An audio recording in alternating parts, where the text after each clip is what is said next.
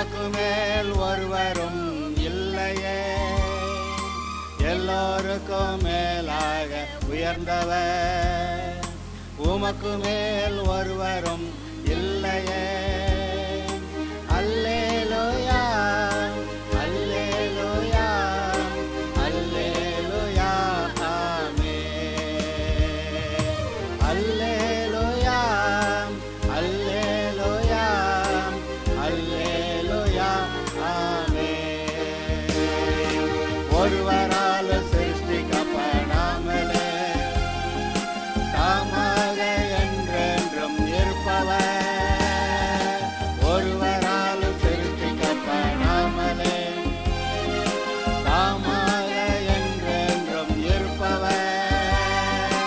அல்லேலூயா, அல்லேலூயா, அல்லே.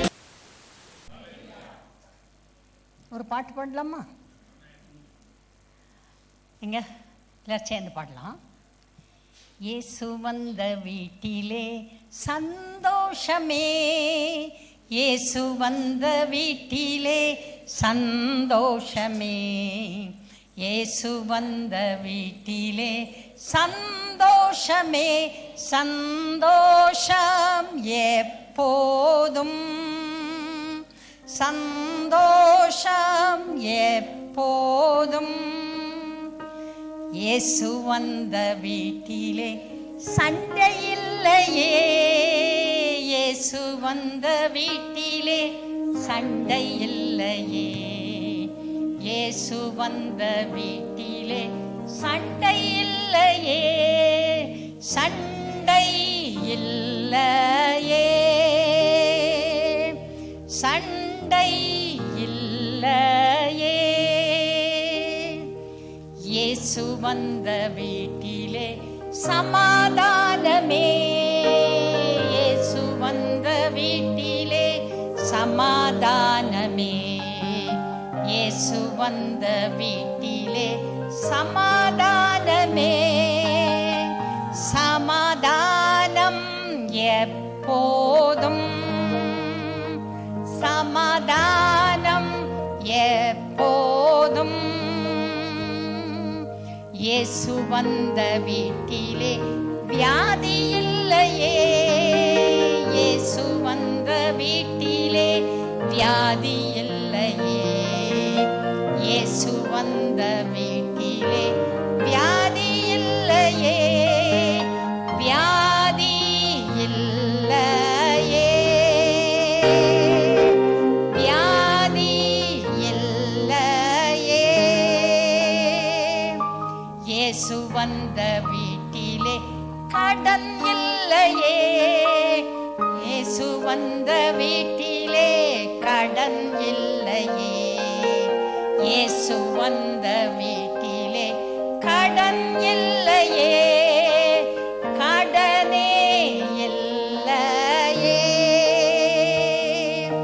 கடனே இல்லையே.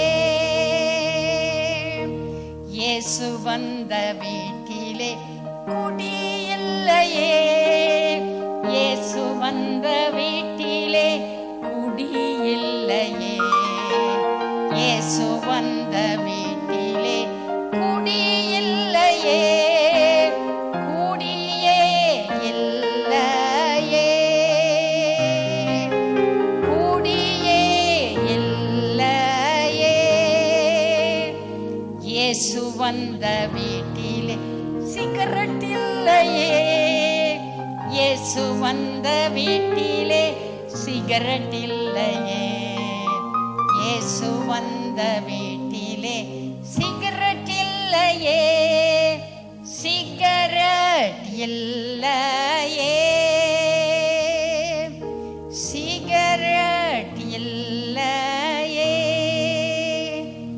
இயேசு வந்த வீட்டிலே சந்தோஷமே, இயேசு வந்த வீட்டிலே சந்தோஷமே, இயேசு வந்த வீட்டிலே சந்தோஷமே, சந்தோஷம் எப்போதும், சந்தோஷம் எப்போதும். போட்டுக்கலாம். இயேசு வந்த வீட்டில் போட்டி இல்லையே, இயேசு வந்த வீட்டில் பொறாமை இல்லையே. உங்களுக்கு என்னென்ன வீட்டில் பிரச்சனை இருக்கோ அத்தனையும் போடுங்க, போட்டு பாடுங்க. உங்கள் வீட்டை விட்டு பிசாசு ஓடி போயிடுவான். ஹல்லேலூயா. ரைட். நம்முடைய விசுவாசத்தை அறிக்கை செய்ய போகிறோம். பாருங்கள், உங்களுக்கு இந்த ஞாயிற்றுக்கிழமை தவிர மற்ற எல்லா நாளும் மாலை நேரத்திலே ஒரு விசுவாச அறிக்கை அனுப்பப்படுகிறது. யாரெல்லாம் கேட்டிருக்கீங்களோ அவங்களுக்கு அனுப்பப்படும், கேட்காதவங்களுக்கு அனுப்பப்படாது. அதனால் கேளுங்க, ஒரு சின்ன மெசேஜ் அனுப்புங்க. அடுத்து காலையில் உங்களுக்கு 4 to 5 minutes ஒரு சின்ன மெசேஜ் வரும். அதுவும் நீங்கள் யாருக்காவது வரலனாக்கா ஃபோன் பண்ணுங்க, கேட்குங்க. அதாவது கட்டாயமாக ஒவ்வொரு நாளும் எவ்ரிடே ஒரு நாள் தவறாமல் காலையில் எந்திரிச்ச உடனே மனசு என்ன, காஃபி கேட்குது, டீ கேட்குது, இட்லி கேட்குது, சட்னி கேட்குது.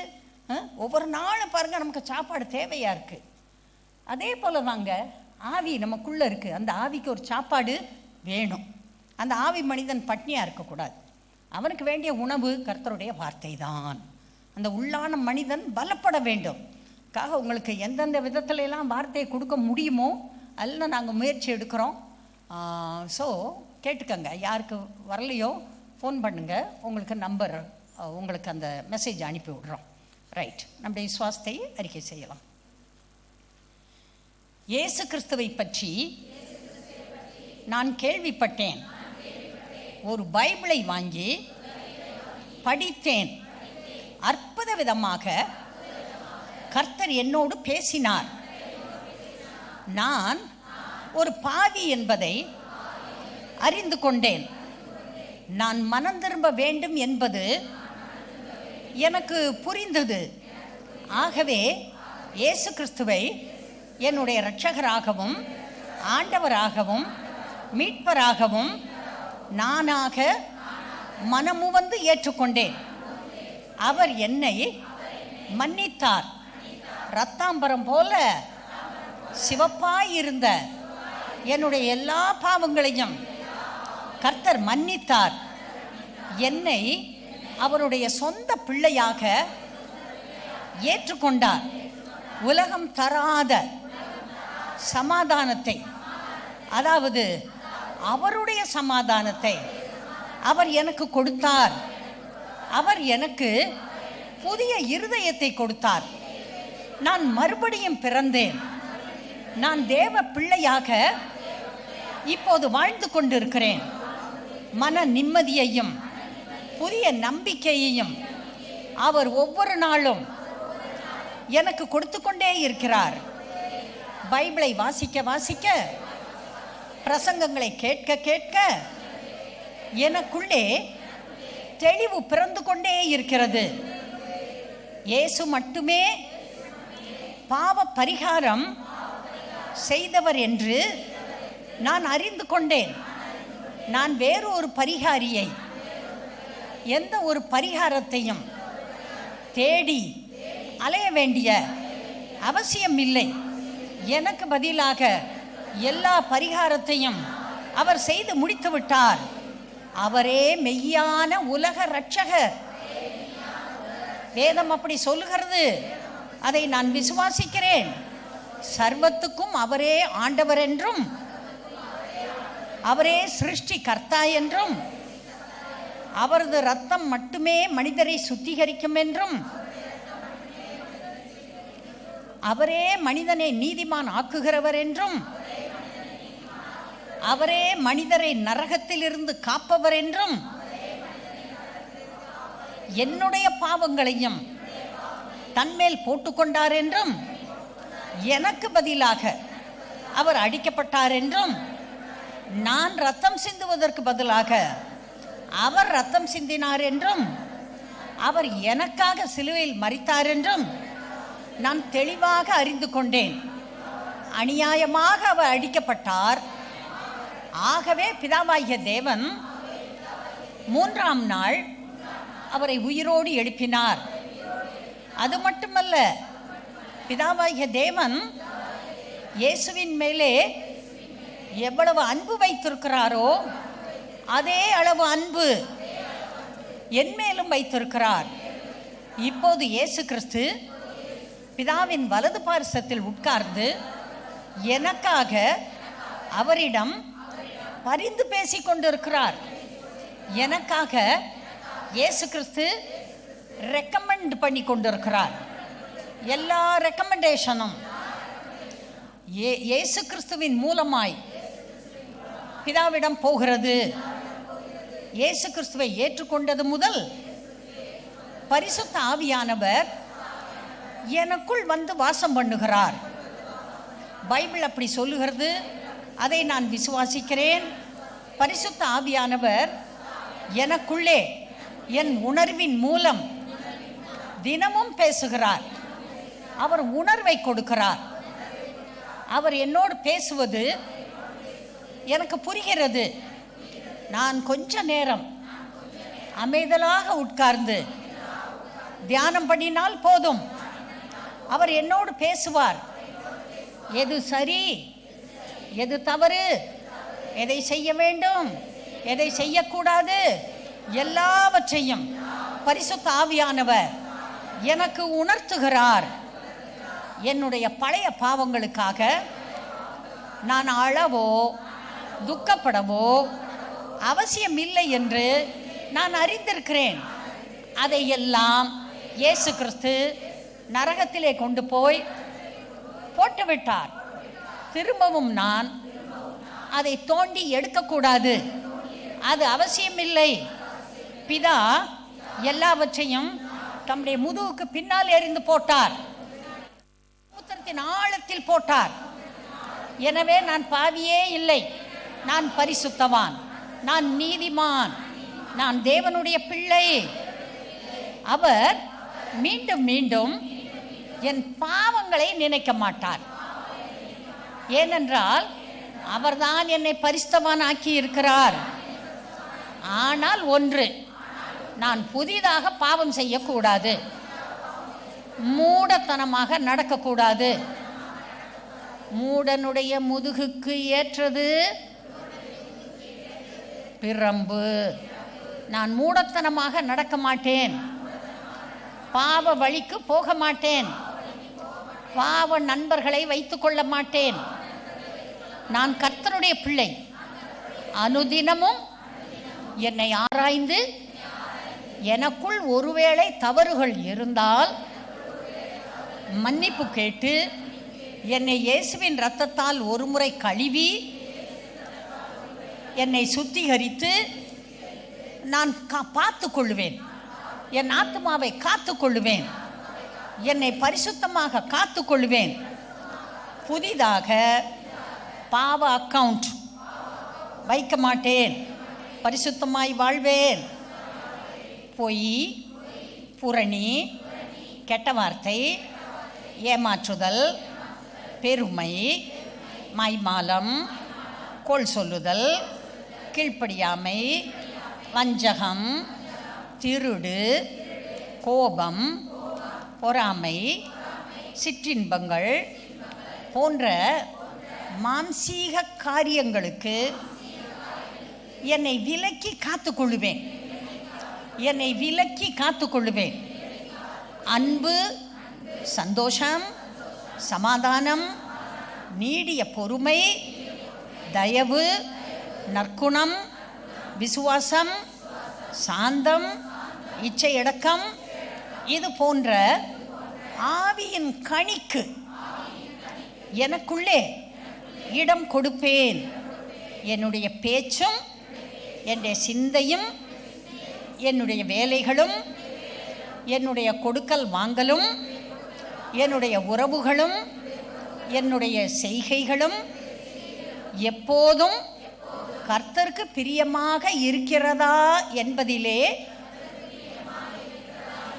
நான் மிகவும் கவனமாக இருப்பேன். கர்த்தரை துக்கப்படுத்த மாட்டேன், என்னை காத்து கொள்ளுவேன். ஒவ்வொரு நாளும் ஆவிக்குரிய காரியத்தில் நான் முன்னேறுவேன். என் இருதயத்தின் ஆழத்தில் இருப்பதையெல்லாம் கூட கர்த்தர் நன்றாக அறிவார் என்ற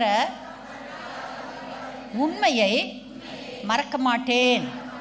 என் இருதயத்தை, என் மனதை, என் சிந்தையை, என் ஆத்துமாவை அடக்கி, என் நாவையும் அடக்கி கர்த்தருக்கு கீழ்ப்படுத்துவேன்.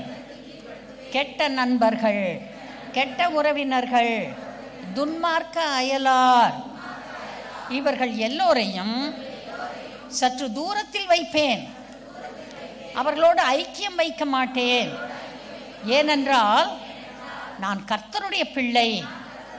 எனக்கு மனத்தெளிவு உண்டு. நல்ல பழக்க வழக்கங்களை ஏற்படுத்திக் கொள்ளுவேன். கர்த்தருக்கு பிரியமாய் வாழ்வேன். கடன் வாங்க மாட்டேன். என் வேலையை கவனமாக செய்வேன். நேரத்திற்கு வேலைக்கு செல்வேன். வேலையில் முன்னேற்றம் அடைவேன். என் வேலை கர்த்தர் எனக்கு கொடுத்திருக்கிற ஊழியத்தின் ஒரு பங்கு என்பதை நான் அறிவேன். என்னுடைய வேலை அது ஒரு ஊழியம். அதை ஒழுங்காக செய்வேன். ஆஸ்தியும் ஐஸ்வர்யமும் என் வீட்டில் இருக்கும். நான் பாவி இல்லை, நான் குப்பை இல்லை, நான் தூசி இல்லை. நான் தேவனுடைய பரிசுத்த பிள்ளை. நான் நீதிமான். நான் கர்த்தருடைய நம்பிக்கைக்கு எப்போதும் பாத்திரமாக நடப்பேன். நான் பலவீனன் அல்ல, நான் பலவான். இயேசுவுடைய தழும்புகளால் ஒவ்வொரு நாளும் நான் சுகமாகிறேன். நான் கர்த்தருக்கு காத்திருக்கிறேன். நான் பலனடைவேன், நான் சுகம் அடைவேன். அவரே என்னுடைய பரிகாரி. என் நோய்களையும் என் வலிகளையும் அவர் கல்வாரி சிலுவையிலே சுமந்து தீர்த்தார். சுகத்தை பலவந்தம் பண்ணுகிறேன், பலத்தை பலவந்தம் பண்ணுகிறேன். நான் அதை பற்றி கொள்ளுகிறேன். நான் கர்த்தரை விசுவாசிக்கிறேன். அவர் எனக்கு அற்புதங்களை செய்வார். அவர் என்னை சுகமாக காத்துக்கொள்வார். அவர் சுமந்த எதையுமே நான் சுமக்க வேண்டிய அவசியம் இல்லை என்று வசனம் சொல்லுகிறது. ஏசாயா 53ஆம் அதிகாரம் சொல்லுவதை விசுவாசிக்கிறேன். இயேசுடைய தழும்புகளால் நான் சுகமானேன். எனக்கு வியாதிகள் இல்லை. தலையில் கை வைக்கலாம். இயேசுவின் நாமத்திலே பொல்லாத பிசாசே, என்னுடைய சரீரத்தை தொடாதே. உன்னுடைய வியாதிகளை எடுத்துக்கொண்டு ஓடிப்போ. எந்த வியாதியும் எனக்கு சொந்தம் இல்லை. கர்த்தர் எனக்கு அற்புதம் செய்வார். அவர் எனக்கு அதிசயம் செய்வார். நான் சுகமானேன். இயேசுடைய தழும்புகளால் சுகமானேன். பாதை என் கூடாரத்தை அணுகாது. நான் பலவானாய் இருக்கிறேன். என் பலவீனங்களை இயேசு சுமந்து தீர்த்தார். ஆகவே நான் சுமக்க மாட்டேன்.